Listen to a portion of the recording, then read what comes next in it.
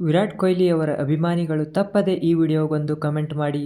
ನಮಸ್ಕಾರ ಸ್ನೇಹಿತರೆ, ದಕ್ಷಿಣ ಆಫ್ರಿಕಾ ವಿರುದ್ಧ ಏಕದಿನ ಪಂದ್ಯದಲ್ಲಿ ಭರ್ಜರಿ ಶತಕ ಬಾರಿಸಿರುವ ವಿರಾಟ್ ಕೊಹ್ಲಿ ಅವರು ಸಚಿನ್ ತೆಂಡೂಲ್ಕರ್ ಅವರ ಅಪರೂಪದ ವಿಶ್ವ ದಾಖಲೆಯನ್ನ ಮುರಿದಿದ್ದಾರೆ. ಹೌದು ಸ್ನೇಹಿತರೆ, ಇದು ಏಕದಿನ ಕ್ರಿಕೆಟ್ನಲ್ಲಿ ವಿರಾಟ್ ಕೊಹ್ಲಿ ಅವರು 52ನೇ ಶತಕವಾಗಿದೆ. ಸಚಿನ್ ತೆಂಡೂಲ್ಕರ್ ಅವರ ಟೆಸ್ಟ್ ಮಾದರಿಯಲ್ಲಿ 51ನೇ ಶತಕ ಗಳಿಸಿದ್ದು ಈವರೆಗೆ ಯಾವುದೇ ಒಂದು ಮಾದರಿಯಲ್ಲಿ ವಿಶ್ವ ದಾಖಲೆಯಾಗಿತ್ತು. ಈಗ ವಿರಾಟ್ ಕೊಹ್ಲಿ ಅವರು ಈ ವಿಶ್ವ ದಾಖಲೆಯನ್ನ ತಮ್ಮ ಹೆಸರಿಗೆ ವರ್ಗಾಯಿಸಿಕೊಂಡಿದ್ದಾರೆ.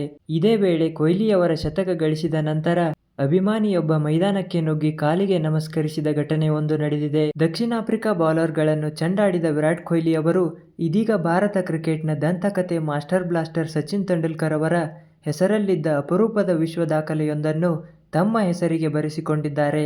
ಇದೇ ವೇಳೆ ಅಭಿಮಾನಿಯೊಬ್ಬ ಮೈದಾನದ ಮಧ್ಯೆ ಪಿಚ್ವರೆಗೂ ತಲುಪಿ ವಿರಾಟ್ ಕೊಹ್ಲಿ ಅವರ ಕಾಲಿಗೆ ನಮಸ್ಕರಿಸಿದ ಘಟನೆಯೊಂದು ನಡೆದಿದೆ. ಹೌದು ಸ್ನೇಹಿತರೆ, ಕೋಲ್ಕತ್ತಾದ ಈಡನ್ ಗಾರ್ಡನ್ ಕ್ರೀಡಾಂಗಣದಲ್ಲಿ ನಡೆದ ಕೋಲ್ಕತ್ತಾ ನೈಟ್ ರೈಡರ್ಸ್ ಮತ್ತು ರಾಯಲ್ ಚಾಲೆಂಜರ್ಸ್ ಬೆಂಗಳೂರು ನಡುವಿನ ಪಂದ್ಯದಲ್ಲಿ ಅಭಿಮಾನಿಯೊಬ್ಬ ಮೈದಾನದ ಬೇಲಿ ಹಾರಿ ಬಂದು ಕೊಹ್ಲಿಗೆ ನಮಸ್ಕರಿಸಿದ ಘಟನೆಯೊಂದು ನಡೆದಿತ್ತು.